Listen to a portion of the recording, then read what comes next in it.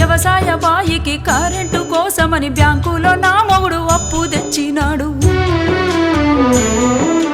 అప్పు తెచ్చిన మాట నిజమే, అది వడ్డీకి తెచ్చింది నిజమే. అప్పు తెచ్చిన మాట నిజమే, అది వడ్డీకి తెచ్చింది నిజమే. ఆరుగాలం చేసి పంట పండించిన అంగట్లో రైతుకు గిట్టుబాటు రాక అప్పు కొంత గట్టి గడువునే కోరితి గవర్నమెంట్ ఆర్డర్ అని ఇల్లు జప్తు చేసే. అయ్యా యాడ తెచ్చి గడుదును నేను ఎవరి కాళ్ళ పడుదును, యాడ తెచ్చి గడుదును నేను ఎవరి కాళ్ళ పడుదును.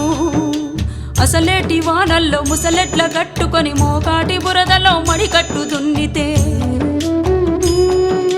గరిసెలెవరివి నిండెరో గంగన్న కడుపులెవరి గాలెరో, గరిసెలెవరివి నిండెరో